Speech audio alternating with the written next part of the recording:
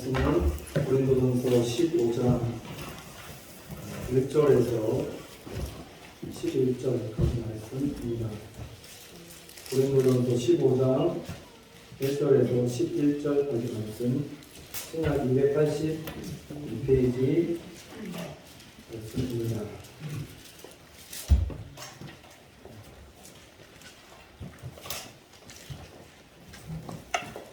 고린도전서 15장 1절에서 11절까지 말씀, 사진 들고 제가 공독해 올리도록 하겠습니다. 형제들아, 내가 너희에게 전한 복음을 너희로 알게 하노니 이는 너희가 받은 것이요 또 그 가운데 서는 것이라. 너희가 만일 나의 전한 그 말을 굳게 지키고 헛되이 믿지 아니하였으면 이로 말미암아 구원을 얻으리라. 내가 받은 것을 먼저 너희에게 전하였노니 이는 성경대로 그리스도께서 우리 죄를 위하여 죽으시고 장사 지낸 바 되었다가 성경대로 사흘 만에 다시 살아나사 게바에게 보이시고 후에 12 제자에게와 그 후에 500여 형제에게 일시에 보이셨나니 그중에 지금까지 대반이나 살아있고 어떤 이는 잠들었으며 그 후에 야고보에게 보이셨으며 그 후에 모든 사도에게와 맨 나중에 만삭되지 못하여 난 자 같은 내게도 보이셨느니라. 나는 사도 중에 지극히 작은 자라. 내가 하나님의 교회를 핍박하였으므로 사도라 칭함을 받기에 감당치 못할 자로라. 그러나 나의 나된 것은 하나님의 은혜로 된 것이니 내게 주신 그의 은혜가 헛되지 아니하여 내가 모든 사도보다 더 많이 수고하였으나 내가 아니요 오직 나와 함께 하신 하나님의 은혜로라. 그러므로 내나 저희나 이같이 전파하며 너희도 이같이 믿었느니라. 아멘. 인생말을 진행하겠습니다.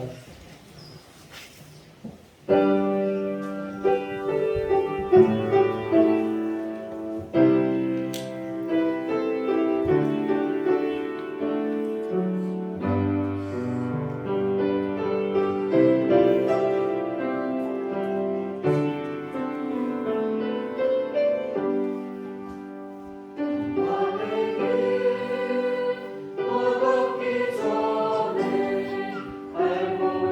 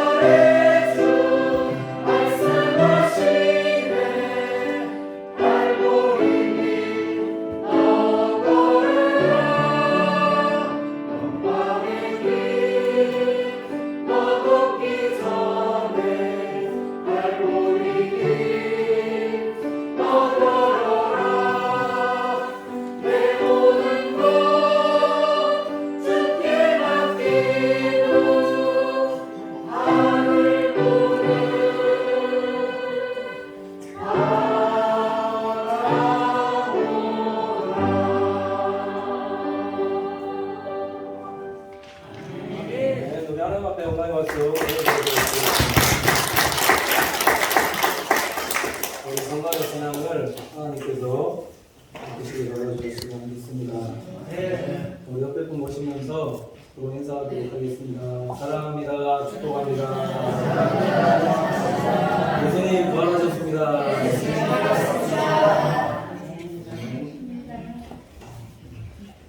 예수님 부활하셨습니다. 부활하는 성도님들 10년 가운데 부활의 기쁨 한 해가 풍성히 넘치기를 축원을 드립니다. 오늘 말씀 제목이 부활의 증인되게 하소서라는 제목으로 하나님 말씀 전하도록 하겠습니다. 오늘 말씀을 보면은 사도 바울이 그리스도의 부활에 대해서 말씀을 하면서 오늘 말씀을 보니까 아주 중요한 말씀을 하고 있습니다. 1절, 2절 제가 다시 한번 읽어드리면, 형제들아 내가 너희에게 전한 복음을 너희로 알게 하노니 이는 너희가 받은 것이요 또 그 가운데 선 것이라. 너희가 만일 나의 전한 그 말을 굳게 지키고 헛되이 믿지 아니하였으면 이로 말미암아 구원을 얻으리라, 이렇게 말씀하고 있습니다. 오늘 말씀을 잘 묵상해 보면은 사도 바울이 지금 고린도 교회 성도들에게, 그리고 오늘날 성도들에게 하나님의 말씀을 들을 때 어떻게 듣고 받는 성도들이 되어져야 되는가에 대한 말씀을 우리에게 말씀하고 있는데, 어떻게 하나님의 말씀을 받아야 되는가, 들어야 되는가, 말씀을 굳게 지키고 헛되이 믿지 않는 성도가 되어라. 이걸 다르게 말씀을 드리면, 하나님의 말씀을 잘 경청해서 듣고 믿는 성도들이 되어질 때에, 그때 부활의 믿음을 가질 수 있는 성도가 되어질 수 있음에 대해서 말씀하고 있다는 겁니다. 우리가 예수님께서 우리를 만나주실 때 그냥 막 이렇게 만나주시는 경우도 있지만, 하나님의 말씀을 통해서 예수님께서 우리를 만나주신다. 오늘날 그렇다는 겁니다. 물론 이렇게 만나주신 분도 있지만, 하나님의 말씀을 통해서 예수님께서 우리에게 뭐라 말씀하신지 듣고 그 말씀 들을 때, 하나님께서 오늘 나에게 이 말씀 주셨구나, 이런 레마의 말씀으로 우리에게 만나주신다라는 거죠. 그러니까 잘 들으셔야 되고 경청해서 잘 들으셔야지만은 하나님께서 원하시고 기뻐하시는 성도의 삶을 살아갈 수가 있다. 학교에서도 마찬가지죠. 학교에서도 학생들 선생님 수업 들을 때 선생님께서 칠판에다 적어주시고 요약해주시고 하는 것들 잘 듣고, 앞에서 보면 눈 초롱초롱하게 잘 듣는 애들이 보면은 잘 들었다가 이게 이렇구나라고 깨닫고 시험 점수도 잘 나오고 하듯이, 선생님께 칭찬받는 학생들이 되듯이 우리도 마찬가지다는 겁니다. 하나님의 말씀을 잘 듣고 경청해야지만 하나님께서 오늘날 나에게 뭐라고 말씀하시는지 듣고 깨닫고 말씀이 원하는 대로 하면서 살아갈 수 있다는 거죠. 칭찬받는 성도들 될 수 있다는 겁니다. 제가 이 말씀 드리는 이유는, 고난주간 특별 기도회를 통해서 하나님께서 우리 사랑하는 교회와 성도들에게 하나님께서 계속해서 주셨던 말씀이, 저도 전하고 있지만 하나님께서 지금 우리 교회와 성도들에게 어떤 성도들이 되어지길 원하시는가, 하나님의 말씀을 잘 경청해서 듣고 그 말씀을 들었을 때 믿는 성도가 되어라, 이렇게 계속 말씀 주시고 계시더라는 거죠. 하나님의 말씀을 잘 듣고 경청하는 성도가 왜 되셔야 되는가? 그래야지만 고난주간에 쫙 설명드렸던 예수님께 믿음을 보였던 많은 인물들, 마리아 있습니다. 예수님의 장례의 장려감을 깨뜨렸던 마리아와 같이, 예수님의 장사를 준비하여서 새 무덤 준비한 아리마대 요셉과 같이, 또 침향과 모략 준비했던 니고데모와 같이, 하나님께서 정말 꼭 필요로 하실 때에 시기 적절하게 하나님 앞에 쓰임받을 수 있는 믿음의 성도들 되어질 수 있기 때문에, 그렇기 때문에 하나님 말씀 잘 듣고 경청하는 성도로 살아야 된다는 겁니다. 잘 들으십시오. 잘 듣고 깨닫고 행하는 성도 되셔야 된다. 왜 그러냐면은, 예수님께서 공생에 사역하실 때 예수님께서 분명히 12제자들에게 순환당하시고 죽으시고 3일 만에 부활하실 것을 예수님께서 분명하게 말씀하셨다는 겁니다. 보면서 읽어보셨죠? 말씀하셨습니다. 마태복음 16장 21절 보면은 이렇게 말씀하고 있는데, 이때로부터 예수께서 자기가 예루살렘에 올라가 장로들과 대제사장들과 서기관들에게 많은 고난을 받고 죽임을 당하고 제3일에 살아나야 할 것을 제자들에게 비로소 가르치시니 라고 말씀하고 있다는 거죠. 자, 이때로부터가 언젠가, 이때로부터라는 것은 예수님께서 12 제자들을 가이사라 빌립보 지방으로 데려가셨습니다. 거기 데려가셨는데 그때 너희가 나를 누구라 하냐라고 예수님께서 물으셨을 때 베드로가 뭐라고 대답했는가? 마태복음 16절 말씀을 보면 시몬 베드로가 이르되 주는 그리스도시요 살아계신 하나님의 아들이시니이다. 요 고백한 이후에 예수님께서 순환과 죽음과 그리고 부활하실 것을 비로소 가르치셨다. 말씀하셨다라는 거죠. 고난받고 죽임당하고 제3일에 살아나실 것을 제자들에게 가르치셨다는 겁니다. 근데 중요한 것은 뭐냐면 왜 이런 제자들이 신앙 고백을 하나님 앞에 드려놓고 예수님께서 예루살렘 성에 입성할 때부터 전혀 깨닫지 못하고 십자가에 죽기까지 이 사실을 왜 전혀 모르고 있었느냐라는 거죠. 왜 이들이 깨닫지 못하고 있었는가? 오늘날도 적용해보면 그렇지 않느냐라는 겁니다. 하나님 앞에 주는 그리스도십니다. 예수님이 나의 왕이십니다. 나의 구주십니다. 이렇게 고백은 하고 있지만 그들의 마음속에 오로지 자리욕과 명예욕으로 가득 차 들어있어서 제자들이 그랬다는 거죠. 그러니까 예수님께서 순환 예고를 공생에 사용하실 때 제자들한테 한 번 하신 게 아니라 몇 번 하셨냐면 3번 하셨습니다. 3번이나 말씀하셨는데도 불구하고 전혀 깨닫지 못하고 있었다는 거죠. 자, 왜 이런 현상들이 일어나는가? 예수님의 말씀을 잘 경청해서 듣지 않았기 때문이다. 헛되이 들었기 때문이다. 흘려 들었기 때문이다. 말씀하고 있습니다. 우리가 예배 드릴 때 하나님의 말씀을 잘 경청해서 듣는 성도가 되어질 때 잘 들어야 된다는 거죠. 로마서 10장 17절 말씀을 이렇게 말씀하고 있는데 믿음은 들음으로 들음은 그리스도의 말씀으로 말미암았느니라 이렇게 말씀하고 있습니다. 하나님의 말씀을 들을 때 그 말씀을 계속 듣다 보면 우리의 믿음이 처음에는 요만하지만 점점 듣다 보면 우리의 믿음이 갈수록 자라난다는 거죠.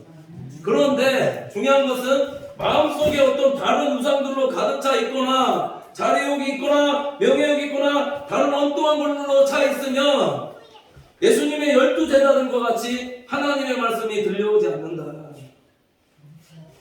말씀하고 있다는 거죠. 그러니까 하나님의 말씀이 들려오지 않으니까 부활신앙을 가질 수가 없고 하나님의 말씀을 깨닫지 못하니까 하나님께서 기뻐하시는 대로 행할 수가 없는 거다. 적절할 때 필요한 하나님 앞에 쓰임받지 못하는 것이다. 하나님을 기쁘시게 해드리지 못하는 것이다. 그렇게 말씀하고 있다는 거죠. 그러니까 예수님께서 십자가에 달려 돌아가실 때 예수님의 12 제자들은 옆에 한 사람도 남아있지 않았다는 겁니다. 이게 말씀 듣고 깨닫지 못하고 행한 자들의 결말이다라는 겁니다. 자, 그래서 오늘 성경이 말씀하는 것은 잘 경청해서 들은 사람이 있었는데 그게 누구냐면은 예수님께서 부활하셨을 때 처음 만나주신 사람, 부활의 첫 증인이 누구였는가? 막달라 마리아였습니다. 막달라 마리아가 자, 이 여인에 대한 말씀이 사복음서에 다 나오는데 마태복음에도 나오고 마가복음에도 나오고 누가복음, 요한복음에도 다 나오더라는 거죠. 성경이 무엇을 말씀하려고 이 4군데나 이 여인에 대해서 기록해 놓았느냐라는 거예요. 막달라 마리아가 어떤 사람이었는가를 보시면 일곱 귀신 들려있는 이 막달라 마리아를 예수님께서 공생에 사용하실 때 이 여인의 귀신병을 고쳐주셨습니다. 고침받은 이후에 이 막달라 마리아가 얼마나 감사했겠느냐라는 거죠. 그래서 계속 예수님 따라다니면서 마리아와 같이 예수님 곁에서 예수님의 말씀을 잘 경청하고 듣고 그렇게 계속 하였다는 겁니다. 그래서 예수님께서 돌아가셨을 때에 마가복음 16장 1절 2절 말씀을 이렇게 말씀하고 있는데 안식일이 지남에 막달라 마리아와 야고보의 어머니 마리아와 또 살로메가 가서 예수께 바르기 위하여 향품을 사다 두었다가 안식 후 첫날 매울 일찍이 해돋는 때 그 무덤으로 가며 이렇게라고 말씀하고 있습니다. 예수님께 은혜를 받았으니까 예수님께 십자가에서 달려 돌아가셨을 때 얼마나 마음이 많이 아팠겠느냐라는 거죠. 그래서 안식일이 지나서 예수님께 향품 바르기 위해서 안식 후 첫날 새벽 일찍 무덤에 가보니까는 어떻게 되어 있었느냐? 무덤이 옮겨져 있고 무덤 속에 누군가 시체를 가져갔다 생각해서 울고 있었다라는 거죠. 엉엉 울고 있는데 누가 만나주셨느냐? 예수님께서 만나주셨다는 겁니다. 요한복음 20장 15절 보면 이렇게 말씀하고 있는데 예수께서 가라사대 여자여 어찌하여 울며 누구를 찾느냐 하시니 마리아는 그가 동산직인 줄 알고 가로되 주여 당신이 옮겨갔거든 어디 두었는지 내게 이루소서 그리하면 내가 가져가리이다 하고 이렇게 말씀하고 있습니다. 마리아는 부활하신 예수님 처음 만났을 때 예수님의 음성 듣고 지금 어떤 사람이라고 깨달았냐면 예수님이다라고 깨달은 것이 아니라 생각한 것이 아니라 이거 동산직이다라고 생각했다라는 거죠. 그런데 예수님께서 어떻게 하셨는가? 요한복음 20장 16절 17절 말씀 보면 이렇게 말씀하고 있습니다. 예수께서 마리아야 하시거늘 이름 부르셨다는 거죠. 마리아야 하시거늘 마리아가 돌이켜 히브리 말로 라보니 하니 이는 선생님이라. 예수께서 이르시되 나를 만지지 말라 내가 아직 아버지께로 올라가지 못하였노라. 너는 내 형제들에게 가서 이르되 내가 내 아버지 곧 너희 아버지 내 하나님 곧 너희 하나님께서 올라간다 하라 하신대. 막달라 마리아가 가서 제자들에게 내가 주를 보았다 하고 또 주께서 자기에게 이렇게 말씀하셨다 이르니라. 이렇게 말씀하고 있습니다. 막달라 마리아를 만나주셨다. 부활하신 예수님을 첫 목격할 수 있는 사람이 되게끔 예수님께서 은혜 주셨다라고 말씀하고 계시다는 겁니다. 부활의 첫 증거가 되게 하셨다. 중요한 것은 이 막달라 마리아를 예수님께서 왜 처음 목격자로 예수님께서 만나게 해주셨느냐라는 거죠. 이건 오늘 새벽에 제가 말씀을 드렸습니다. 왜 첫 목격자가 되게 하시고 첫 증인이 되게 하시고 이름을 불러주시고 만나주셨는가? 이것은 예수님께서 공생애 하실 때부터 예수님의 말씀을 잘 경청해서 듣고 있었고 죽임당하시고 돌아가셨을 때 향유받을 목적도 있지만 부활하신다라는 이 말씀 듣고 그 부활을 사모하고 기다리고 있었다는 거죠. 부활을 사모하고 기다리고 있었기 때문에 그래서 처음 막달라 마리아에게 예수님께서 만나주셨다 말씀하고 있습니다. 하나님께서 오늘날도 어떤 자들에게 만나주시는가? 사모하는 자라고 믿습니다. 하나님 말씀을 사모하고 하나님을 만나고자 하는 자, 예배 나올 때도 그냥 아무 생각 없이 나오는 게 아니라 정말 갈급한 마음으로 오늘 예수님 하나님 만나주시옵소서라고 믿음으로 고백하고 사모하는 자들에게 말씀으로 만나주신다는 거죠. 왜 그러느냐? 정말 한번 해보시라니까요. 집에서 올 때 혹시나 기도 제목이나 아니면은 하나님 오늘 제게 말씀하여 주셔서 간절히 기도하고 말씀 한번 들어보십시오. 그러면 하나님께서 목회자 입술을 통해서 하나님 말씀을 통해서 반드시 응답 주시라고 믿습니다. 이게 내 마음입니다라는 거죠. 사모하는 자에게 하나님께서 말씀해 주시고 응답해 주신다. 사모한 자를 만나 주신다고 믿습니다. 그게 과거뿐만 아니라 현재도 지금도 마찬가지다라는 거죠. 부활의 첫 증인이 되게 하셨다. 우리 사랑하는 믿음의 성도들은 그러니 항상 먼저 하나님의 말씀을 잘 경청해서 듣고 행하는 믿음의 성도들 되시기를 간절히 축원을 드립니다. 듣고 행할 때에 하나님께서 기뻐하시는 일에 쓰임받는 성도 되어질 수 있다는 거죠. 예수님과의 만남이 왜 중요할까요? 예수님과의 만남이 왜 중요하냐면 예수님과의 만남을 통해서 우리 인생의 모든 해답이 예수 그리스도 안에 있기 때문이다라는 거죠. 진짜 그렇습니다. 제가 26살 때 한참 인생 목적도 깨닫지 못하고 계속 방황할 때 26살 때 하나님께서 저 만나주셨는데 제가 그때 뭐 깨달은 게 있는데 두 가지입니다. 그게 뭐냐면 이 세상 것들 진짜 가치가 없다. 예수 그리스도 안에 정말 가치가 있다는 것 그거 하나와 그 다음 뭐냐면 만났는데 만난 이후의 삶이 어땠느냐 너무 기쁘더라는 겁니다. 다른 직장 다니면 직장도 다녔습니다. 뭐 사회일도 했습니다. 뭐 가서 뭐 노래 부르러 가고 뭐 직원들하고 어울려서 뭐 하고 기쁨이 전혀 없었는데 예수님 진짜 만나니까 가치가 예수 그리스도 안에 있고 정말 기쁘더라라는 거죠. 만난 사람은 왜 증인이 될 수밖에 없는가? 기쁨이 되기 때문에. 주님께서 사명 주시고 그 사명 전하라고 만나서 은혜 주시고 제자 삼아 주시고 사명 주시고 전하라고 만나 주신다는 거죠. 기쁨과 은혜가 충만케끔 그렇게 인도하여 주신다고 믿습니다. 예수님 만나셨습니까? 그럼 부활의 증인되는 우리 믿음의 성도들 되시기를 간절히 축원을 드립니다. 예수님 만난 사람은 내가 예수 그리스도의 자녀라고 고백하는 사람은 그 사명이 뭐냐면 하나님께서 주신 기쁨, 그 기쁨을 다른 성도들에게 나누는 게 그게 우리의 사명이구나. 그게 복음 전도라는 거예요. 두 번째로 사도 바울이 그리스도의 부활에 대해서 언급하고 있는데 이 부활은 하나님의 약속의 성취이심을 말씀하고 있더라는 거죠. 오늘 3절, 4절 말씀을 이렇게 말씀하고 있는데 내가 받은 것을 먼저 너에게 전하였노니 이는 성경대로 그리스도께서 우리 죄를 위하여 죽으시고 장사 지낸 바 되었다가 성경대로 사흘 만에 다시 살아나다 이렇게 말씀하고 있습니다. 3절 말씀 보면은 성경대로라고 말씀하고 있는데 성경대로를 원어로 보면은 뭐라고 나와 있냐면 성서에 기록되어져 있는 대로 우리 죄를 위해서 죽으셨다 이렇게 되어 있고요. 4절 말씀 보면 역시 성경대로 되어 있는데 이걸 원어로 보면은 성서에 기록되어져 있는 대로 다시 살아나셨다 부활하셨다 이렇게 말씀하고 있더라고요. 자, 이게 어떤 의미냐면은 예수님의 우리의 죄를 위한 죽으심과 예수님의 부활은 하나님의 약속의 말씀의 성취이며 하나님께서 한번 하신 말씀은 반드시 이루시고 사흘 만에 다시 살아나라는 것은 이런 하나님께서 주신 사명을 잘 감당한 예수 그리스도를 하나님께서 다시 살리실 거다 말씀하고 있다. 그래서 빌립보서 2장 6절에서 8절 말씀에 이렇게 말씀하고 있는데 그는 근본 하나님의 본체시나 하나님과 동등됨을 취할 것으로 여기지 아니하시고 오히려 자기를 비워 종의 형체를 가져 사람들과 같이 되었고 사람의 모양으로 나타나셨음에 자기를 낮추시고 죽기까지 복종하셨으니 곧 십자가에 죽으심이라. 예수님도 하나님께서 주신 사명 감당 잘 감당하셨다는 거죠. 그러니까 하나님께서 어떻게 해주셨는가?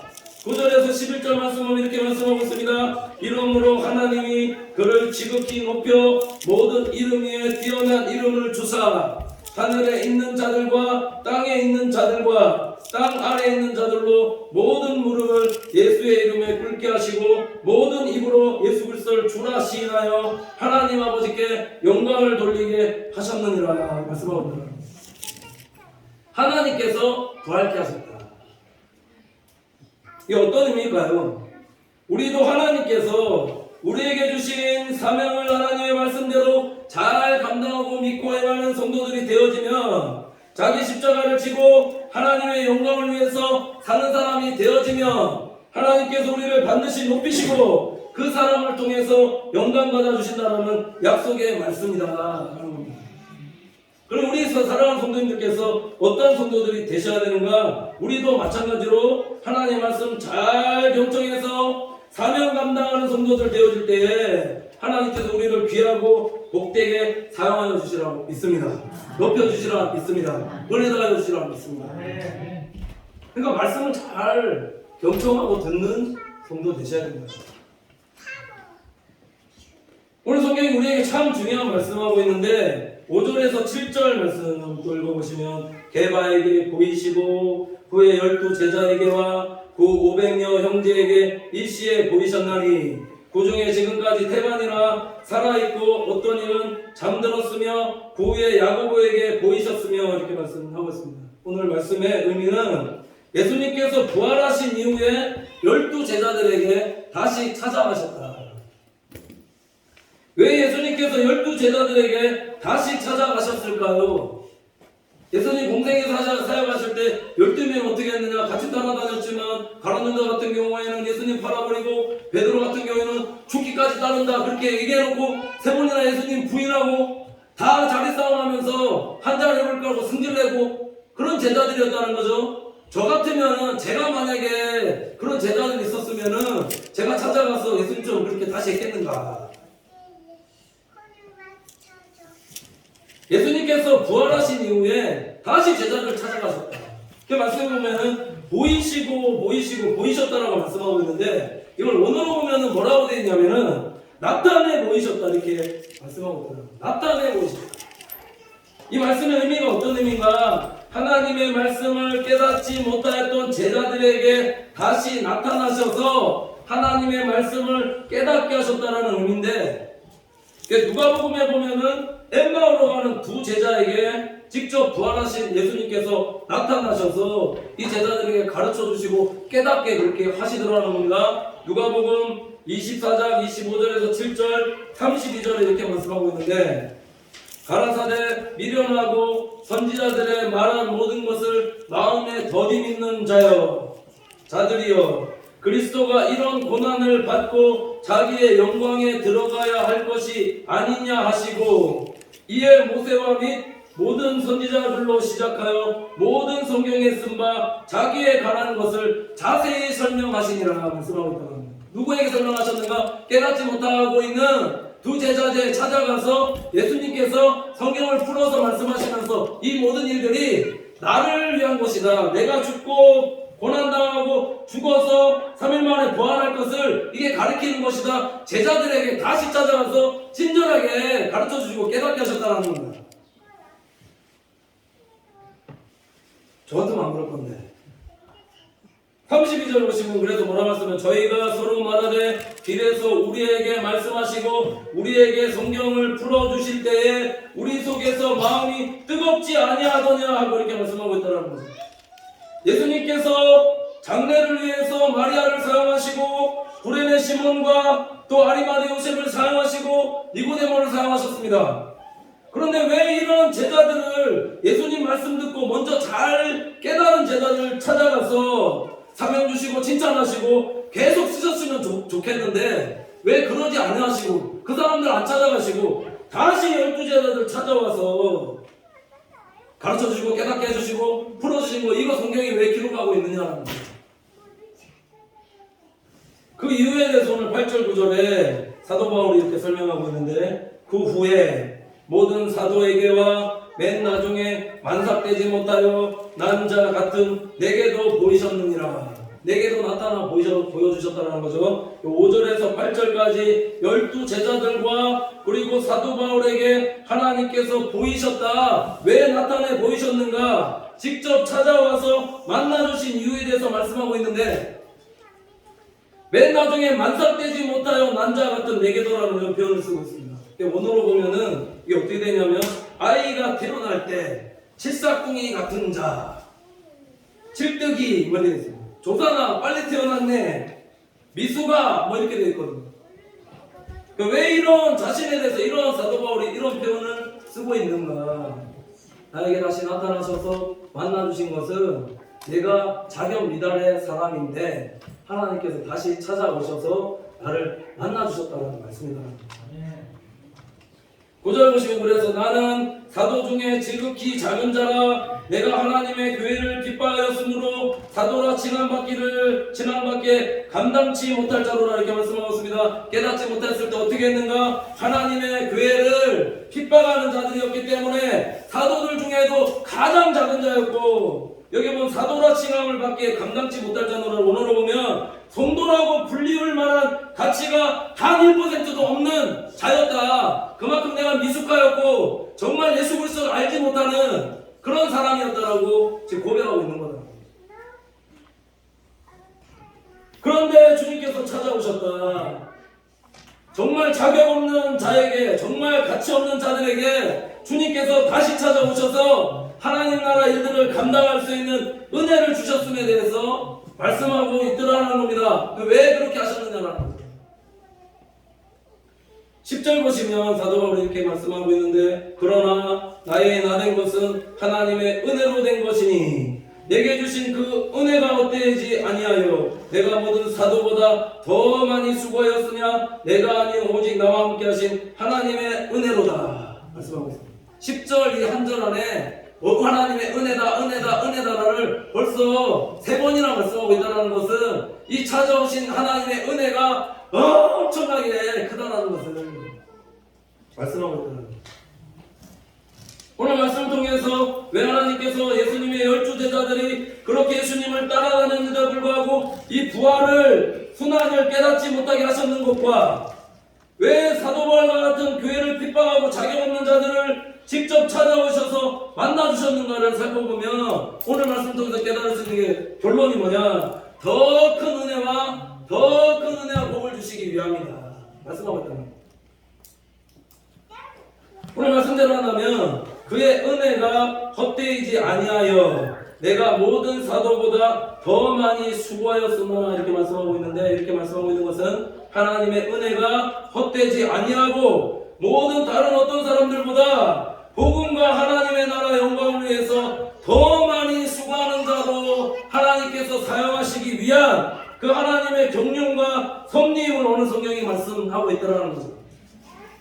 그러니까 지금 우리 고난주간 특별 기도하면서 12제자들 굉장히 많이 모락했는데 지나놓고 보니까 이거 12제자들 책망할 이유가 없더라는 거죠. 왜 순환에 대해서, 죽음에 대해서, 부활에 대해서 뒤늦게 깨닫게끔 하나님께서 하셨는가 라는 것은 더 큰 은혜 주셔서 하나님 나라 일 봉사하는데 더 큰 은혜를 받았기 때문에 어떻게 할 수밖에 없는가? 그러니까 더 많이 수고하고 더 많이 일하게 하라고, 하나님 나라 영광을 위해서 더 많이 수고하고 살아라고 이 큰 은혜를 하나님께서 예배하고 있었다가 나중에 깨닫게끔 해서 큰 은혜 받게 하셨다는 거죠.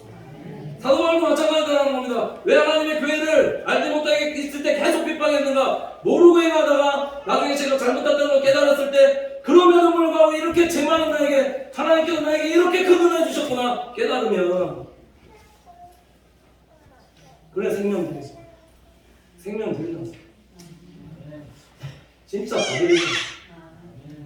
제가 이 말씀 드리는 이유는 고난주간 지나면서 향유값을 깨뜨린 마리아, 아리마대 요셉, 니고데모 장례하는 일에 귀하고 복되게 하나님 사랑하셨거든요. 근데 예수님의 12제자들은 사도 바울에게는 이거보다도 더 귀하고 가치 있는 일, 복된 일 맡기시더라고요. 예수 그리스도의 복음을 온 세계 곳곳에 전하는 일에 하나님께서 귀하고 복되게 사용하시기 위한 하나님의 경륜이다. 우리 하나님 참 멋있으시죠. 오늘날로 이거 적용해서 말씀드리면 하나님께서는 우리에게 믿음의 예물을 드리기도 원하시지만, 이거 드리는 것도 참 중요하시지만, 우리 사랑하는 성도님들이 진정한 복음의 의미를, 참된 의미를 깨닫고 전하는 성도로 살아가기를 소원하신다는 겁니다. 복음 전하며 살아가는 성도를 가장 기뻐하신다. 복음의 증인 되기를 원하신다는 겁니다. 오늘 10절 보시면 내가 모든 사도보다 더 많이 수고하였으나 내가 아니요 오직 나와 함께 하신 하나님의 은혜로 이렇게 말씀하고 있는데, 혹시 우리 사랑하는 성도님들 중에서 왜 이렇게 하나님께서 내게 하나님의 일들을 많이 시키는가? 왜 이렇게 나에게 있는 일들을 많이 맡기시는가? 만약 이렇게 고백하고 있는 성도들이 있다면 그거는 하나님께서 나와 함께 하시는 증거다. 사도 바울이 얘기하고 있어요. 나에게 많은 일, 내가 뭔가 주의 일들 많이 맡아서 하고 있으면 그게 하나님과 함께 하시는 증거고, 그게 하나님의 은혜임을 말씀하고 있더라는 겁니다. 모든 것이 택정해 주신 하나님의 은혜다라는 사실을 기억하면서 우리 사랑하는 성도님들이 하나님 말씀 듣고 깨달아 진정으로 믿음으로 예물 드리며 이 마지막 시대에 복음 전하는데, 전도하고 선교하는데 하나님 앞에 귀하게 쓰임받는 우리 믿음의 성도들 받으시기를 간절히 축원을 드립니다. 기도하겠습니다. 하나님 감사합니다.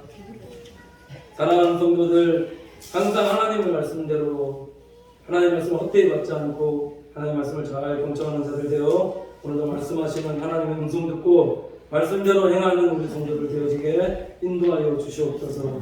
꼭 필요할 때 예수님을 위해서 쓰임받은 성도들 되어지게 인도하시고, 말씀 듣고 깨달아 하나님 기뻐하시는 일들을 감당하는 우리 믿음의 성도들이 다 되어지게 인도하여 주시며, 항상 복음 전하는 일이 하나님께서 가장 기뻐하시는 일임을 깨닫고 말씀 듣고 순종하고 복음 전하고 늘 믿음으로 예물 드리는 성도들 되어 하나님의 선한 일에 귀하고 복되게 쓰임받을 수 있는 우리 믿음의 성도들 다 되어지게 인도하여 주시옵소서. 부활의 기쁨으로 충만케 하여 주시며 부활의 증인으로 살게 하여 주시옵소서. 감사드리며 예수님의 이름으로 기도드립니다.